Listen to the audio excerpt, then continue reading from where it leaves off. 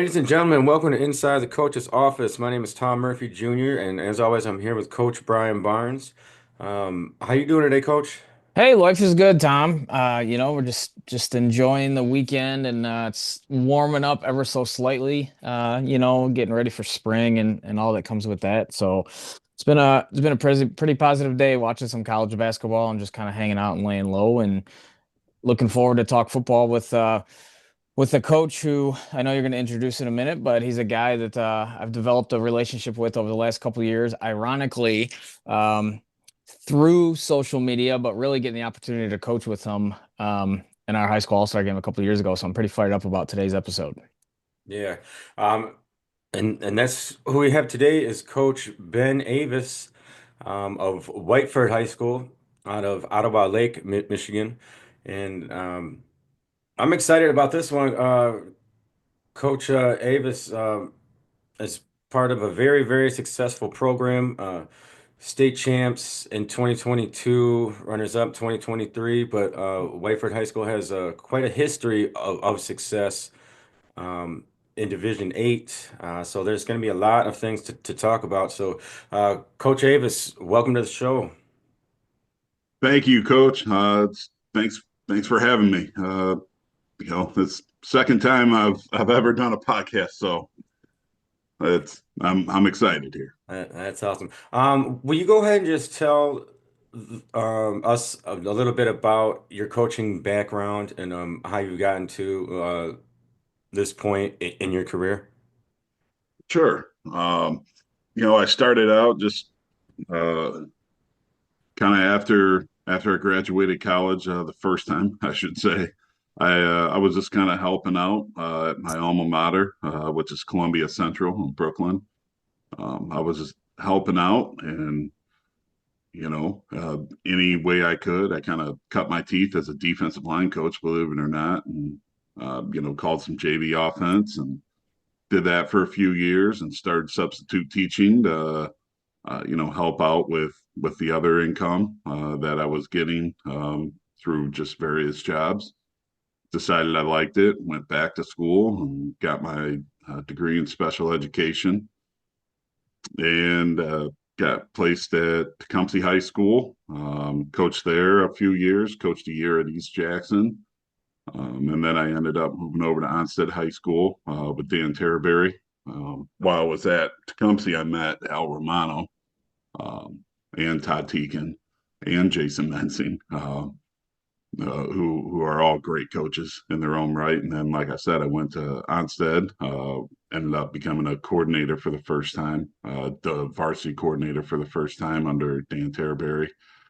Um, and then took an opportunity at Ottawa Lake Whiteford. I moved teaching jobs from Tecumseh to Ottawa Lake Whiteford, and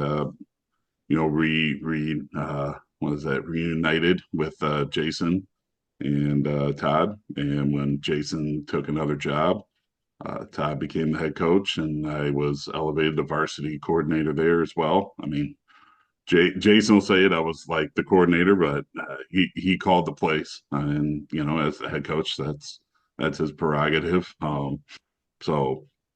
I became a play caller in 2022, our first year, and won a state title. And now it's like, how do you top that? Yeah. So, real quick,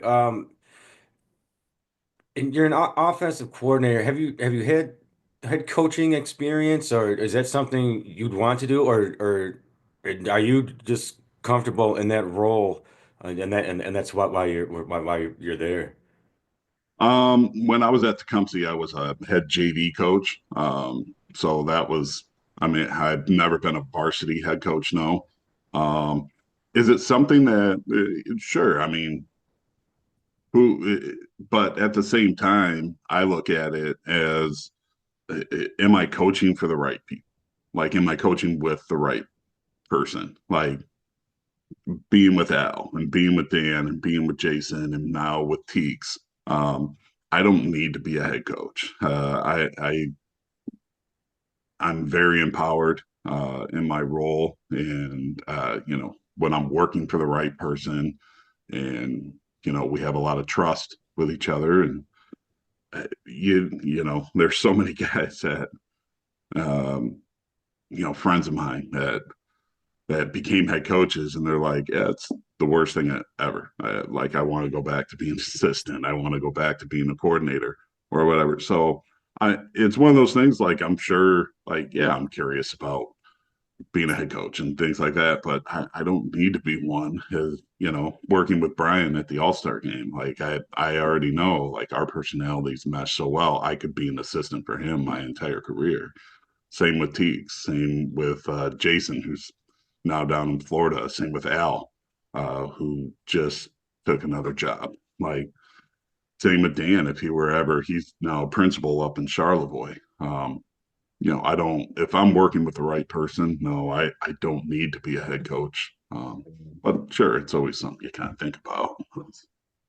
Yeah, but Ben would be fantastic as a head coach. No brainer. No doubt in my mind. And reciprocate the feeling. I'd work for Ben in a heartbeat. But you mentioned, you talked about the transition when Jason moved on and Teeks took over, and how that was kind of seamless. But whenever there's a change, and I know you guys are all close friends and whatnot, but with that change, how different was it going from Jason to Todd, or was it that big of a difference? I mean, obviously they're different people, so I'm sure there was a little bit, but you guys were kind of like in your what's the word I'm looking for? You guys were kind of doing your thing and you were rolling a little bit, but was there much of a change there? Or how different was it for you working for Coach Teeks compared to Coach Mency? I mean, like you said, they're different people. They're different personalities.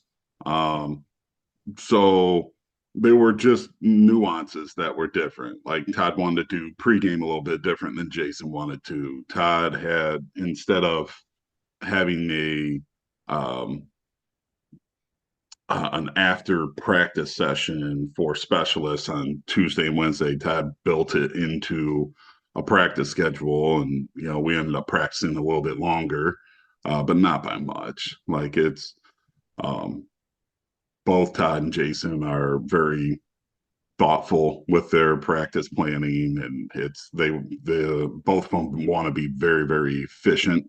That's something I've learned so much from both of them, is how to increase productivity and efficiency in practice.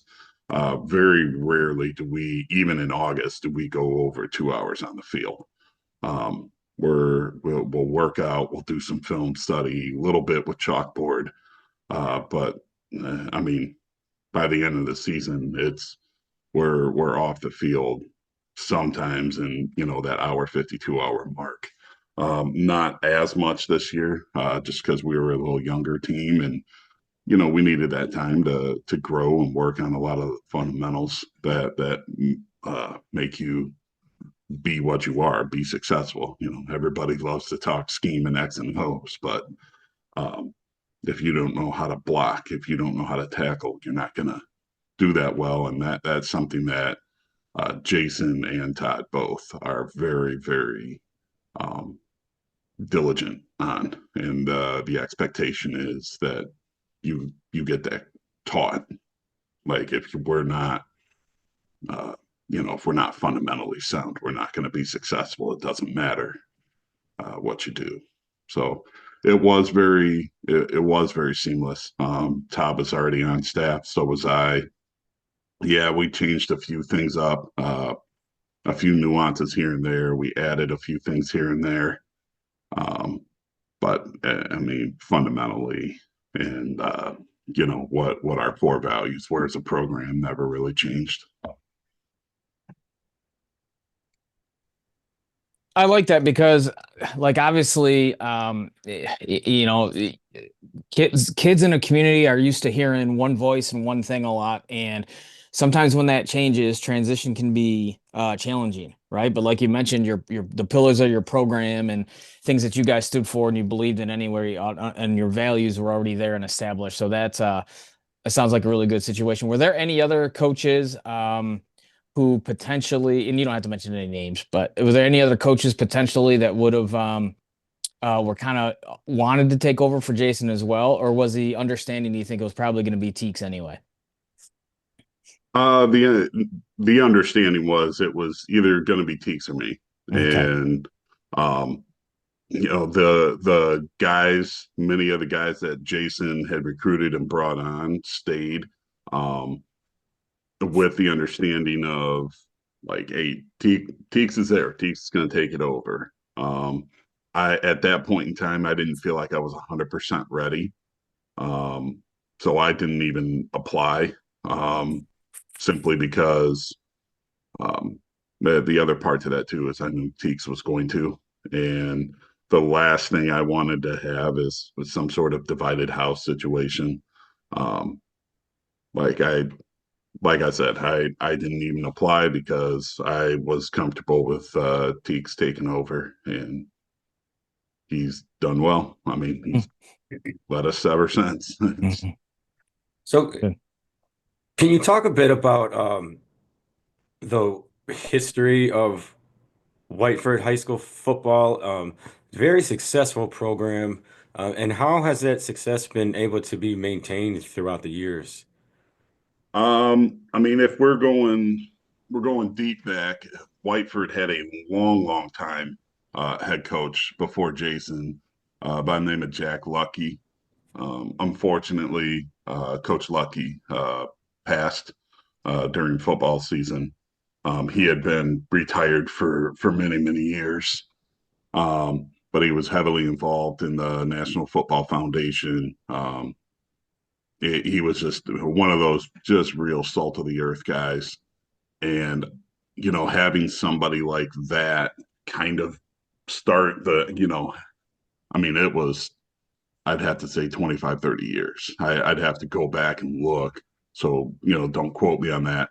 But having a guy like Coach Lucky, who was just a good salt of the earth guy that kids knew that they could count on and depend on, and he was going to hold them accountable. And he had a lot of playoff appearances, and that was before the rules changed, where it was much more difficult to get in the playoffs. And just having a good man like that lead the program for all those years really set the foundation for everything. And then Jason came in 2012. That was, I think, 4 or 5 years after Coach Lucky had decided to retire. And Jason came in 2012 and installed the base double wing offense, and kind of, for lack of a better term, like reinstilled a lot of the values that Coach Lucky had. So we've had three head coaches, and Teeks has continued that. So I'm including him in that conversation. Um, that's value, that's relationship driven, and building those relationships with kids, especially at an early age. And Whiteford, we're blessed from the standpoint of we have 6 through 12 all in the same building, a smaller school. So we're able to see those kids and build those relationships so much. And, the results have been pretty good. Been in the playoffs every year since 2012. And since 16, we've had 6 semifinals and 4 finals, 2 championships. I wasn't there for a couple of them. I was coaching another school, but that's something that Jason was. And then Teek's first year on staff as the coordinator was the year they were runners up to uh, Muskegon Catholic Central.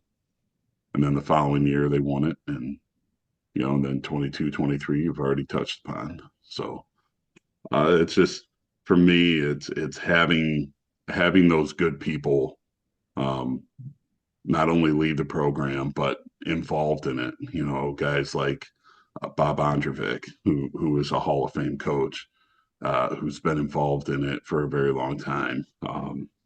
There's just a lot of like just good, hardworking, valued people. A lot of our families are gray collar too, which which is very big. You know, they're we have some lower socioeconomic, but not our average is well below the average of the state. But it's people that are farmers or own their own plumbing business and things like that, own their own landscaping company. Um, so we have a lot of hardworking kids, and we have a lot of parents that value their kids learning how to work hard. Um, During the summers, we have to do our summer workout sessions start at 7 a.m. because by 8:30, the kids are like, Coach, I gotta go. My boss is texting me. Like it's so a lot of our kids have jobs and they learn some accountability from that standpoint. I know that was something Brian and I talked a bit and touched upon a bit before we got on here. So I mean, Whiteford's a special place. Um, can you talk about what it means to be in D Division 8? It's because in high school football, the tiers, it's I guess like how different is the talent level from Division 8 to Division 1? And it's simply because it's just the size of the schools, but do you think like Whiteford could compete with, a Belleville, or is it just like the talent level is just different? Um, that's tough. I mean, There yeah. because it's so relative. You know, when we went on our runs in 22 and 23, we were Division 8. We actually moved up to Division 7 last year. Um, it's you know, in 22 and 23, we beat some bigger schools, but those schools traditionally weren't very strong, and they didn't have a very good record that year. Um, can we compete with like a Belleville? You know, that's I want to say yes, but you know, we're talking about schools that have the number one overall recruit in the nation, and um, there is a massive talent difference, and you know, that's one again. Like the competitor in me is like, sure, let's line up, let's go. We'll play our brand of football. They'll play their brand of football, and we'll see who gets after it. But there's we've had some our two, you know, like I said, we graduated two groups back to back that were just immensely talented, and a lot of our kids are going D3. You know, Shea Ruddy, who was our quarterback for 2022, just a phenomenal young man. Brian got to coach him in the All-Star game. Absolutely phenomenal young man.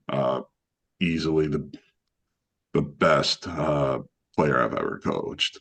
And we had to fight and claw and scrap to get him into Hillsdale. And I had a Division II D coordinator who I knew personally when he was coaching at another school down in Lenawee County when I was at Onstead in Tecumseh. And, you know, this is a guy I went to church with. And I'm texting this guy, like, you want him. You want him. He's a player. Trust me, you want him. And, you know, he's like, how big is he? 5'10, 180. He's too small. He can't play here. And I'm like, okay. Now Shea ended, you know, he was an All-American this year for Hillsdale, if that tells you anything. Wow. But that just kind of shows you there, like this kid was a Division 7, 8 player of the year in the state, and did phenomenal things. Has a younger brother, a year younger than him, who actually is on scholarship at Hillsdale too, and another kid, great young man. But I think that kind of, if that can answer the question without me directly saying it.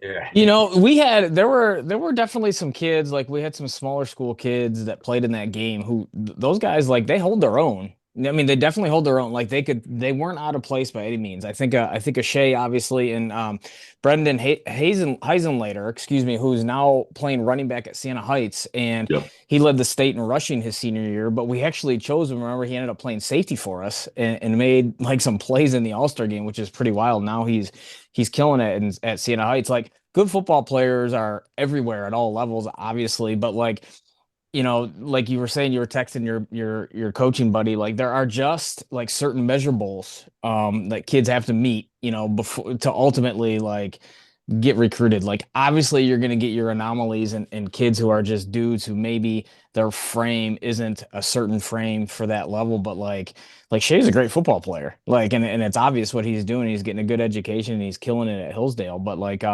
yeah, that's there are definitely you guys. I mean, you had some dudes, and you will have some dudes, and but football is just different than like the other sports. Like there's Hmm. the physicality part and the 11 on 11. It's in basketball you can sometimes get away with if that's why upsets happen so much in basketball. Is because there's not that physicality piece. Like kids can get hot, shooting the ball a little bit and that's a great equalizer, so we don't get that luxury in the game of football. So that I think is the biggest difference, Tom, is that aspect is like that physicality aspect. Yeah, How I important feel the is it? same way with baseball, Brian, that you You're do with right. like Yeah. baseball. It's not. Yeah, you get that pitcher that can throw mid 90s. He's going to be tough to hit, but aside from that, Yep. Yep.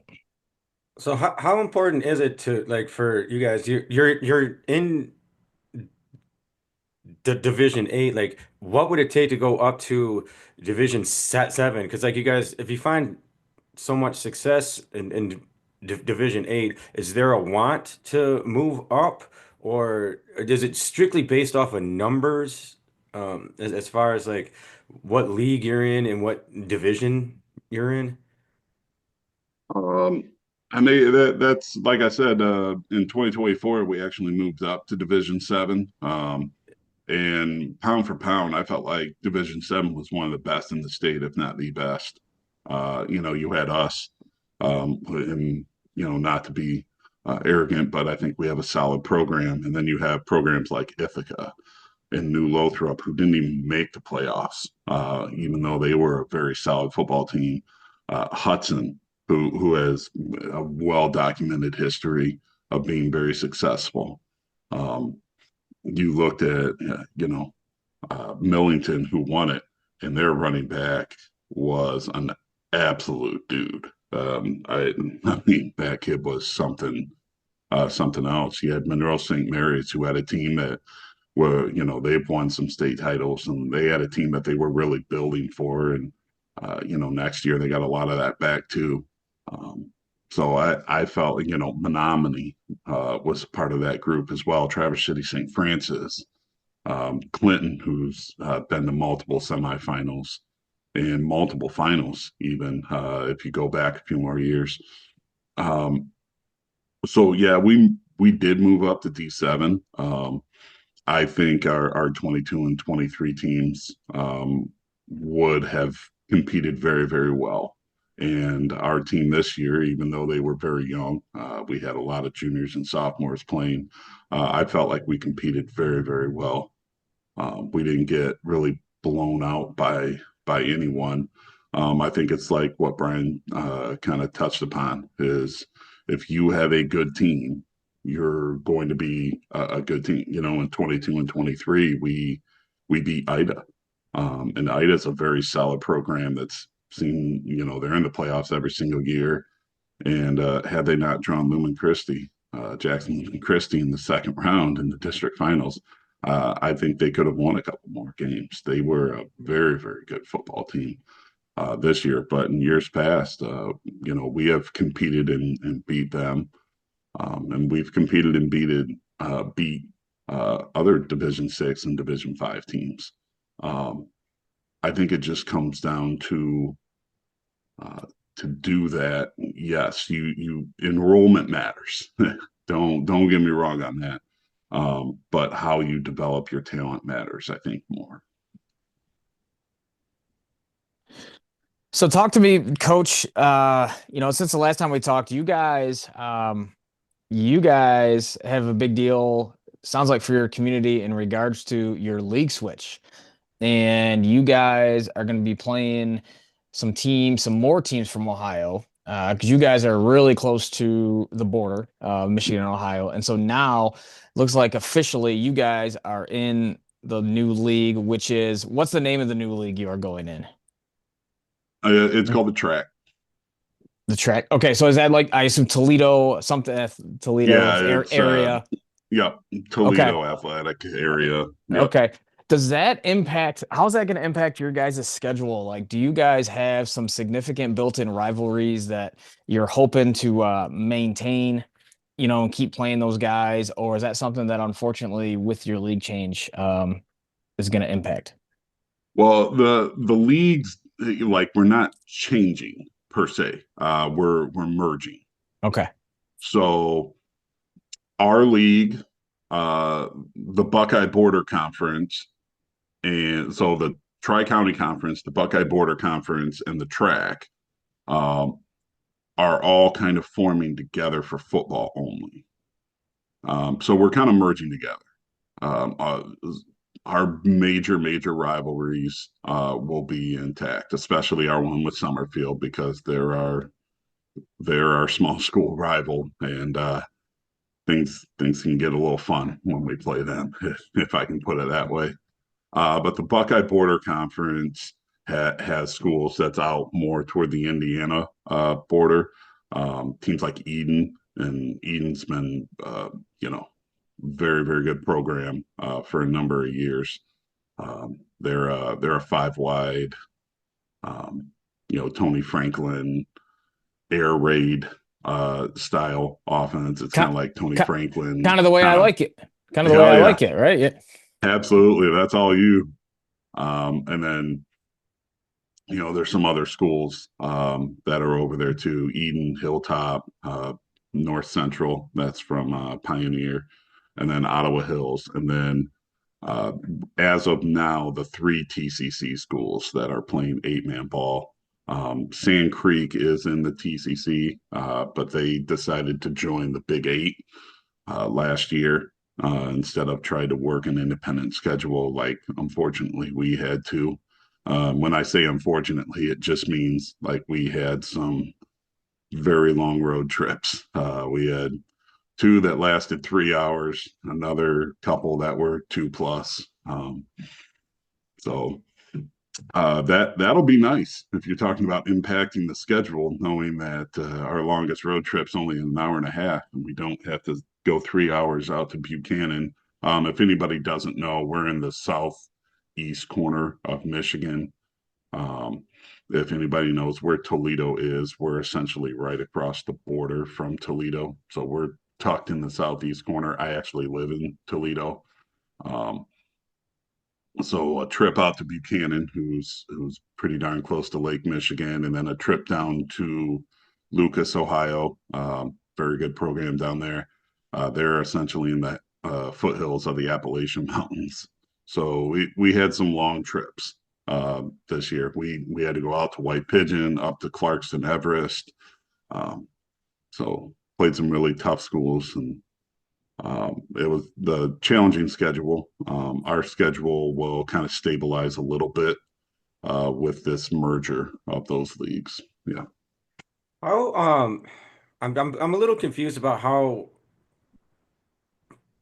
football teams in Michigan can play teams in Ohio and how that affects like the record or stats and stuff like that. And don't different states have like different um like rules and stuff, or like how does Mm-hmm. that dynamic work? Um, Not to put too fine a point on it, Michigan does have a disadvantage when it comes to playing Ohio schools. Um, we get 15 days with our kids in the summer, the 7-on-7s and the camps and things like that. Ohio also gives 15 days, but they can have padded days in the summer. So their camps, they're out there in full pads most of the time. for their camp stuff. They start 2 weeks earlier than we do. They get 2 scrimmage weeks, and then they start an actual a week ahead of us as well as far as the schedule goes. So when a Michigan school plays an Ohio school, there is some disadvantage there because they've had more time to prepare and get their season ready and going than we have. But it's for where we are and our demographics, I think it fits. And it's a challenge, but it's one that we don't shy away from. I've always had the attitude of we need the stability, and we need to play a tough schedule. I mean, if you don't play a tough schedule, if you don't challenge yourself with your schedule, then you're not preparing yourself for what comes after. For a school that's in our situation, the expectation is we're going to make playoffs and hopefully make a playoff run. And if you don't play a schedule that challenges you in the regular season, when you get in those tough games in the playoffs, because everybody that makes the playoffs is a solid team, they're a good team, you're not going to be ready for that challenge. So I've also been in places where we weren't in the same position, so you had to look at the schedule a little differently. So to me, it just depends on where your program is and what your goal is as far as building your schedule goes.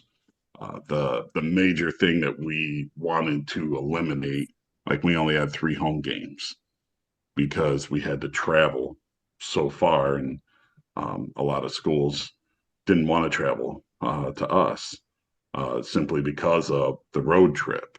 And so we had to go to them to play. And that's just kind of the nature of things. How challenging is that to and what time do you guys like you said one game was 3 hours away. Mhm. Um that's a long time on a bus with a bunch of teenagers. So like how does that how do you keep these kids mentally prepared to make that trip? And how long do you have to go like before? Like because are these Friday night games? Are they Saturday games? Or and it's just that just seems like a real challenge in itself, just getting to to that game and Mhm. having the kids still mentally prepared. All our games were Friday night games. We left school. We would leave school early, obviously. Um, to a lot of this, I get to leave up to Teeks. He's the head coach, so I like he and I work in unison together. For example, the Buchanan, very good program out in Southwest Michigan, was a little over 3 hours. For us, we hopped on I-90 and drove to Notre Dame and then took a right turn for another 15, 20 minutes. So that was one where he was like, "Hey, I need you on the JV bus because some of our JV coaches are gonna meet you guys there because they played the same day." Um, it's just to me, it's all about you got to let kids be kids to an extent. If you're sitting there like getting on them the whole time about behavior, obviously you can't. I guess we're blessed in the sense of like we really don't have a lot of kids acting inappropriately on buses. So that's nice from the standpoint of the character of the kids we have. But having those talks with them prior going on to it, but then also not like you got to let them be kids. It's once we get at the game, we're typically there a couple hours in advance, especially on the long road trips. There's times we'll uh, hey, let's just go walk on the field. Let's go check it out. Let's go look at it. Let's stretch our legs a little bit. And then once they start getting the, taped up and things like that, it's the expectation is let's roll, fellas.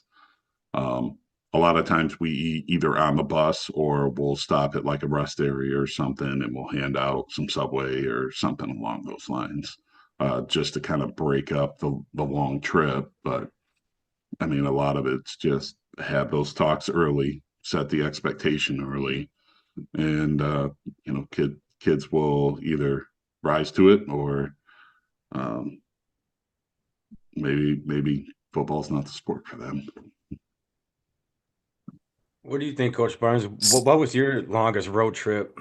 Oh gosh, coaching wise, we had a playoff game in 2019 up in the thumb at Elkton Pigeon Bayport. That was a good 2 hours. So that was a challenge. We actually rented a commercial bus for that one, and that was a long trip, and we fought those same things that coach is talking about. Like, hey, this is a long bus ride. We don't expect you to be quiet for 2 hours or whatever it is, but we're also going to play a playoff game though, so this is business and it's go time. And I mean, some kids handle it better than others, and right, that's it. And it is what it is. I mean, it is what it is. It's a part of coaching high school football. I mean, it's not college and the NFL where guys act like that and you can just get rid of them and just start screaming at them and whatnot. So, Yeah. yeah, there's a balance. It's not perfect. You do the best you can with it, and then you go play ball. Yeah, I agree. Like some kids definitely handle it better than others, but if you're spending your entire trip, like we're playing a game where you got to get focused, it creates a lot of tension, and kids don't play and perform best when they're tensed up and they're Y- worried. They y- when they're relaxed and they're like, hey, we've done this 1,000 times. We're gonna run zone read or we're gonna run some sort of passing concept. And you know, if they're tense, they're worried about making a mistake. If they're relaxed, they're going to make the play. I've evolved a little bit, and sometimes it might depend on the team that I have, or it might even be a week to week thing. So I'm the type of guy who, like, I think about myself when I played and as a coach now, and the analogy I always use to everybody is I think of Mike Tyson, right? And a lot of kids like still don't know who Mike Tyson is.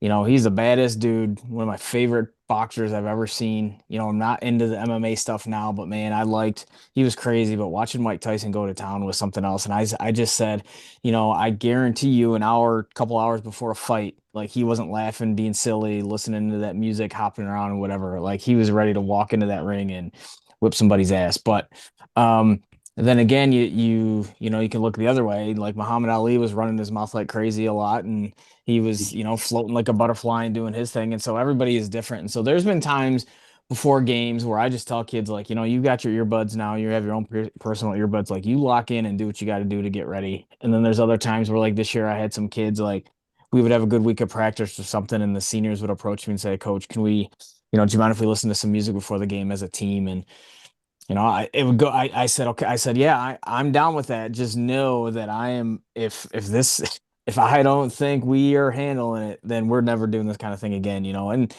to your point, Ben, like I think there are times like you have to let kids have that ownership, and you have to Captains. Yep. trust what they're doing. But like I make it clear though with some stuff like if it's gonna get the way I don't want it to get, don't ever ask me again because that's not gonna happen. So Yeah. that's just me, but Yeah. We lean on the captains quite a bit. hmm That's kind of how we've handled it is, captains, this is your team. You lead this ship. If it becomes an issue, then I've got to lead the ship. But I hmm don't want I don't want to lead it. This is your team, captains. Like you take control of this. and I still believe this too, Coach. Like every program and every coaching situation is unique in itself, right? So like if you're at a more established program, where you've built up that trust and kids no matter what, like they're going to show up on game day, you can give them some leeway, and provide a little flexibility and say, okay, like you go get them, we know you're ready to go. And there are coaches similar to my current situation, but I know there's worse than this who who know if they let the quote unquote inmates run the asylum, so to speak, it's just going to be bad. And maybe that's just the way they've always done it. So there's always, I think it's just unique to your situation as well. So you guys had the opportunity to coach together in the Michigan high school All-Star game a few years back. And I was wondering like if you guys could both touch on like what you remember most about that experience and how did you guys mesh together? Because I know Coach Barnes is you know, a big offensive guy, you know, big air raid type guy.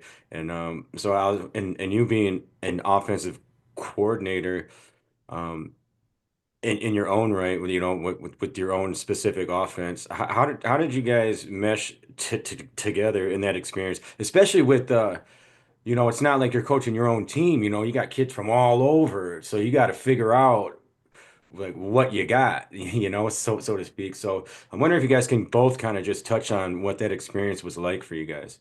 I'll go first because I'll be quick. And then Ben, this is all about you. But I didn't get a chance to work with Ben a ton because he was actually working with your brother, Tom. He was working with Dan a lot, doing the offensive line stuff. And like, I trust Dan's opinion. And the couple meetings that we had, like, I knew Ben knows what he's talking about, and he and your brother work together awesome. And like, we've had the chance. You asked, what was my favorite part or best memory of that? Is like now. Like it was a great opportunity. We didn't come out on top, but like and we're competitors and we wanted to win. But honestly, like in an all-star game situation like that, like the kids that we got to meet were incredible. And like the fact that like Ben and I and Teeks and Dan and Justin Newcomb and the other guys that were coaching there, like we're all friends and we all talk and we've gotten together a few times since then. So that's the cool part, in my opinion. Like that's what I remember the most is the relationships I've gotten to build with these guys. So yeah, absolutely. Ben is he's an offensive genius. I don't proclaim to be. He's a smart guy. Like we had a chance to talk last offseason about a few run game stuff because I know that he's really good with that and it helped us out a little bit. So 100%. It was all awesome. Yeah, I 100% agree too.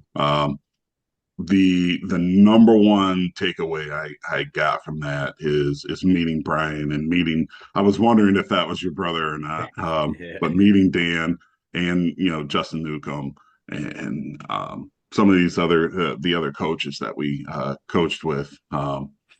It's we'll still text each other from time to time during the season and wish each other good luck and at the start of the year, things like that. I've met with Brian a couple times outside of school. Brian actually came down and talked to our team in 2023. That was really really cool. That was the number one thing I took from it as well was the relationships uh, that I built through that process, meeting a lot of the kids. We had a kid from Hudson. Hudson beat us in 2021 in the semifinals. We were up 20-0 at half, and they came back and got us 22-20. I'm sorry, 28-22. And he and I would rib each other at practices about that game. But just meeting all those players and meeting all those coaches was a very, very good experience. Anybody that's getting into it and looking at it, it's very, very time consuming for that week period. And we had met, Brian and I met multiple times on Zoom with the other coaches as well.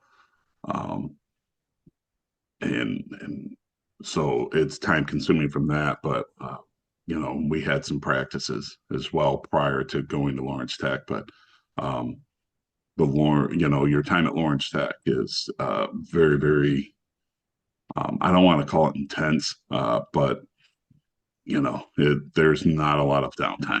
Um, not, but the relationships that I got from that, and working with your brother, both on offensive and defensive line, it that's what I take most from it. Yeah, that's cool. Um, Speaking of you guys both being offensive coaches, can you break down kind of like how you guys go about your business, like how you game plan a bit, like what offense do you run, coach? And then like how do you change things up based on what the situation is, or are you trying to just like run your offense? Um, it- I'll answer the first question first. So we're a double wing T hybrid. Um, Coach Teets is a really uh, big wing T guy, and we've been a double wing team. Jason was a double wing coach, and we've had double wing established for a very long time. So when Teets came in, he wanted a lot of aspects of the wing T, and we've kind of married them very well together. As far as getting the double wing and wing T to kind of marry together a little bit. As far as what I'm looking for when I'm scouting teams, I want to know things like, are they an even or not or odd front? I want to know, are they penetrators? Are they stick and readers? Are they bending? Is this a team that's going to dive on us because we are a condensed power based offense? So are they going to like try to dive and take out our needs? Looking at their edges, who are their edge setters? What is their basic front? Like I said, even or odd, how their DNs play. Are they sevens? Are they eights? Are they nines? Are they tight nines? Are they crash nines? Things like that. But I want to know who their edge setters are, and I want to know how they react um, to the type of blocks that we're going to give them. Inside backers, I want to know what they look at. If I can figure out what they're reading, then I can start controlling how their eyes, where their eyes are going to go through, some split flow plays, some full flow plays, some counter based plays, and then a great play action off that. How can I get those? How can I move those linebackers? Um, After that, I want to know their overhangs because many times the teams we play, the overhangs are going to be the edge setters.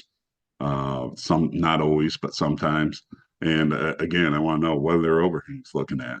How do they react when they get motion at them? How do they react when they get motion away from them? And then I start looking at things. Are they spill players? Are they edge players?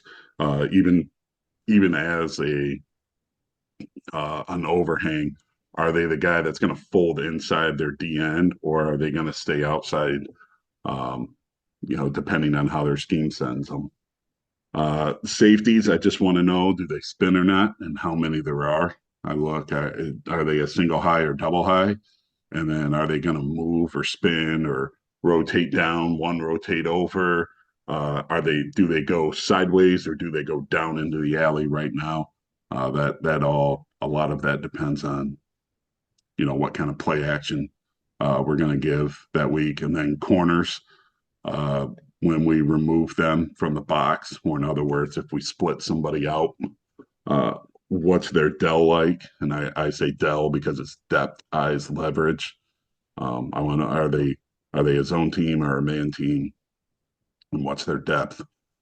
Um, so that's kind of what I look at. And then as the game goes, I continue to look for those things, and how I can call my plays based on what they are doing and reacting. Um, I don't know if Coach Barnes gets this quite as much as I do, but because we are a little different than how other people typically play, like we're not really a full T team. And that's when you hear power offenses, a lot of teams immediately, a lot of people think immediately full T. We're not a full T. We're not truly a wing T. We're truly a double wing. We're kind of a hybrid of those. And so we get a lot of what I call D of the week, where teams will come out with something different than what they've shown on film. So the first couple series, it's all about trying to figure out where they're at and what they're doing. And then we just kind of get in a flow and we go. Um, based on how the teams are reacting. Tom Eichner is a quarterback coach. I call the game from the box. Tom's on the field, and when appropriate, we get the huddle sideline going, and he and I are talking. We'll have kids over there and showing them things, and it's just you know we're trying to look for how we can find the best advantage. And then the big thing that I always kind of remind myself is to not overthink it. Like if we're running buck sweep and it's getting 6, 7, 8 yards of play, let's not overthink this here, fellas. I don't need to come away from something just so we can hit big plays and touchdowns every 2 to 3 times we have every 2, 3 play drives. I'm perfectly content running the ball, power off tackle, however you want to do it, because that keeps the pressure on them, keeps the pressure off us, knowing that we can do this. And they're having a difficult time stopping it. So yeah, that's the one thing I write on my notepad. Not even my call sheet, because I have a call sheet and I have a separate notepad when I'm up there, and I write in big letters every single time right before the game starts. Don't overthink it. Like something's working, keep doing it. You don't have to go away from it. Make them make some sort of adjustment. When they make the adjustment, you make the adjustment on your play call. You mean I'm not the only one who overthinks it occasionally and gets too cute and wants to do all that? Yeah. Yeah, we all fight that. Like, Ben, that was awesome. Tom, I'm not even going to go into all my detail like that because, I mean, very similar. The one big difference is for us, like truthfully, spread of and versions of the spread offense, unless you're a true air raid guy, which I'm not necessarily. I like some aspects of it, but to be honest with you, like think of Rich Rodriguez started at even before he was at West Virginia, but got known at West Virginia. His version of the spread is triple option stuff. Look at the Washington Commanders and what they did to the Lions in the playoffs.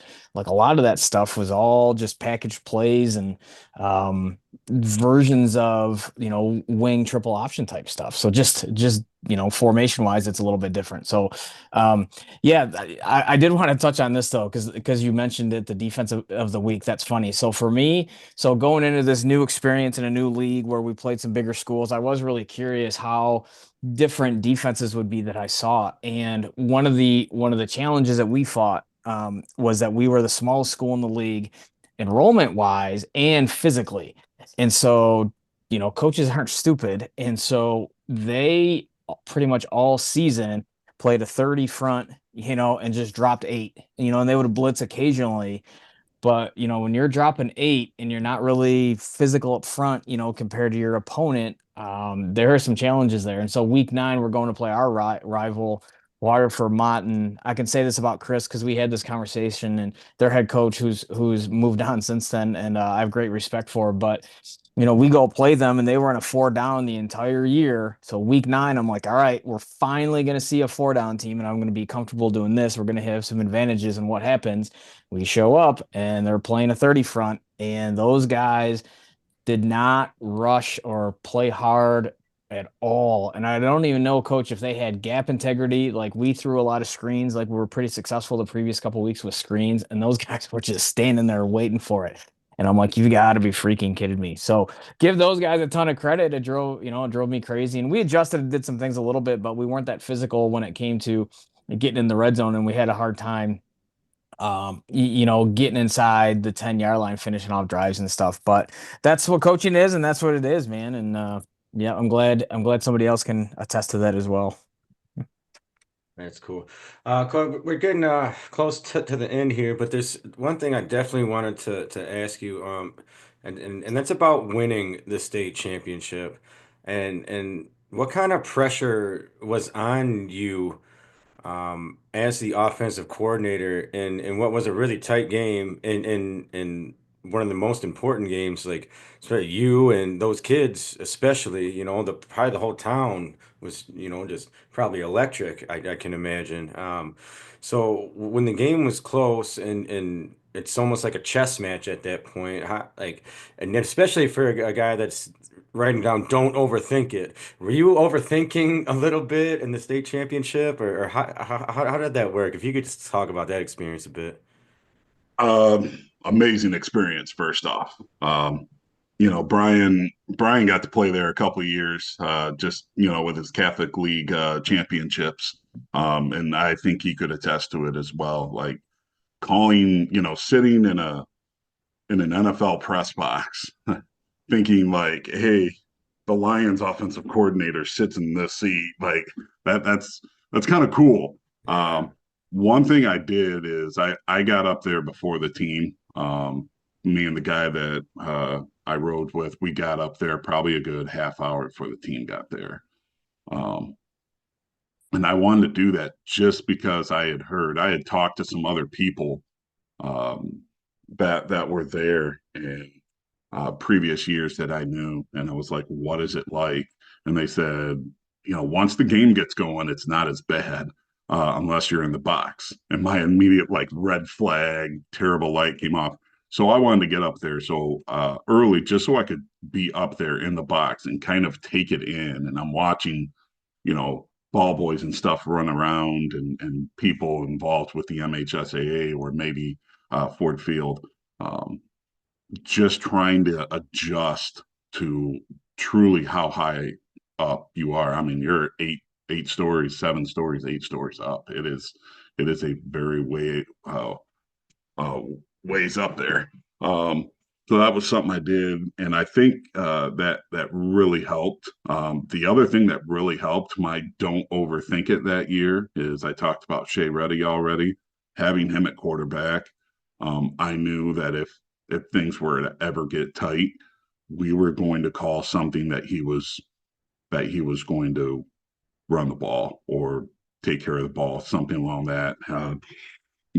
I clearly remember on a 4th and 5, uh, our opening drive, on a 4th and 5 from their like 13-yard line. So we're driving in, and I call a pass play, and knowing full well that they were going to drop 8 guys because they were a 34 team. And I was, having the pad with me. I knew their DNs weren't going to drop a lot. They were going to try to keep Shea from scrambling outside the pocket. But I called it knowing full well that Shea was going to see a big lane open up and just take off. And he did. And he got the first down. And 2 plays later, we were in the end zone. Having him as a safety net, like the play that won it, we called the timeout right before because we came out in a formation. I didn't like how it looked for our play, and we called the timeout. And as the team's jogging over, Teague says to me, like, "What are you thinking?" And I'm thinking that we're going to run naked with Shea, and he's gonna he's gonna beat the kid to the corner, or he's going to dump it over the kid's head, and throw it to his brother for a touchdown. And the corner, the overhang, which was the corner at that point because we went unbalanced away from it,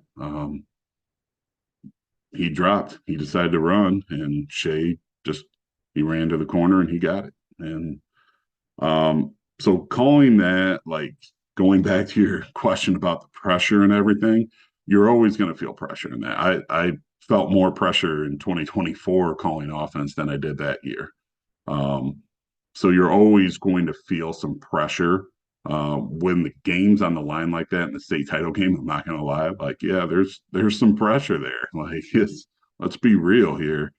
Um, but having Shea Ruddy, and then the following year having his brother Ryan, and then our other quarterback, we actually started rotating our quarterbacks because we had a freshman who was really special and is going to continue to be special named Trey. It's actually Tommy, our quarterback coach's kid. Um, like having good athletes like that, where you can just kind of say, I'm going to put the ball in your hands and I'm going to trust you to make the play. That's the not overthinking it at that point. That's saying, I've got the best athlete on the field. and I need to let him go make a play. You know, that's the not overthinking at that point. So yeah, there was a lot of pressure, but Shea really helped that, and I think the reason I write the don't overthink it is you have to be who you are.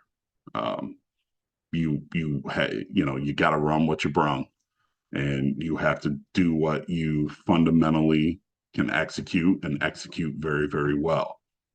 Um, and that's the don't overthink it. That's get your good playmakers the ball, scheme up ways to get them the ball, practice it a lot, get good at it, practice your fundamentals a lot, get good at that, and then trust them in the moment. And it worked. Tom, I think we're ready. I think we're ready for my final question, unless you have something else for Coach Ben Avis from Ottawa Lake Whiteford High School. Tom, you ready? You ready? I'm going to do it. Ask the question. You're good? Yes, sir. It's All about right. that time. All right, sounds good. So, Coach, at the end of each episode, we have a surprise question for our guests. And I know I'm going to put you on the spot because you mentioned you haven't had a chance really to listen to our awesome coaches Inside the Office podcast. So, yeah, I'm going to throw you under the bus a little bit. So now you have to go listen, so you know what you're in for. But so, is there something unique to you or your program? So, like a specific drill at the end of practice or a motto that you and your program or the guys in your community stand by, or when you become a head coach, like, all right, this is going to be my personal motto no matter what, and it's not changing. Is there like I said, is there a drill? Is there a day where like you guys go and you go and you have a morning breakfast and you work out early in the morning and spend the day together? Is there something special and unique it can be to you in your coaching career? It can be, the situation at Whiteford. It's up to you. But what is unique to you that you think is pretty cool that you could share with all the coaches listening? The first thing that comes to my mind is we pride ourselves on being tough and hardworking. That is, that's our community is very gray collar in that sense. So we pride ourselves on being very, very tough and hardworking. I talked about in the summer that we have 7 a.m. workouts that are attended by just about everybody in our football program, and the ones that aren't have good reason not to be there. There's an expectation that we are going to be tough. We are going to be hardworking. We like I said, we see crawlers. So a drill we do at least once a week is we take semi tires and you got to flip them. Only you got to flip them out of a stance. It's not like the cool, like we let you get in there and no, we like you got to fire out of your stance. You got to lift it, right? You have to get this with your hips, and then you got to run the feet and finish on top of it because that's something that's important. We used to do this, and we still do it to an extent. It used to be we got the varsity offense. We called it Power Hour. Oh, I remember. See, this is something. It's cool. I'm going to interrupt you. This is something I took from you. You talked about this at the All-Star game when one night we were out to dinner as a staff, and Dan and I are like, "Oh yeah, we're doing that." So yeah. So Yeah. sorry to interrupt you. Cool. Go ahead. Yeah. No, it's Jason came up with it. So Power Hour, it's where we take the starting 11 on offense, and then we take every other kid in the program, and we might have 13 or 14 kids over there because you get a wing that likes to rotate in. A rotator, and you take every other kid in the program. You have them play defense, and it's first and goal from the 10, and we got 4 downs to get it in, and that's now we do it with about 14 or 15, just because we're a little worried about some of our freshmen sometimes. But that's such a mindset for our kids. That's why we go for 2 a lot of times. We do this every day. If we can score against 24 kids or 25 kids, whatever it is, playing scout team, we can score against 11. And so it's for us, it's such a the one thing I think that's unique to Whiteford in the program is we value toughness, we value hard work, and we value just lining up and saying we're going to do this. Stop it. Hmm. And the teams Love that it. can, Yeah. good hats off to them. Love it. That's awesome. Well, fellas, this has been a lot of fun. I appreciate you, Coach, for joining us today. Um, Coach Barnes, you got anything else? No, Coach, that was fantastic. I'm excited that we're able to catch up a little bit, and hopefully this spring and summer we get to get together again and hang out and exchange ideas and us learn a lot more from you. So thanks for being here. I love it. I love it. Thank you guys for having me. And yes, coach, that's I'm gonna have to add it to the listening regime now. All right. Well, uh, for Coach Ben Avis and for Coach Brian Barnes, my name is Tom Murphy Jr., and this has been another episode of Inside the Coach's Office.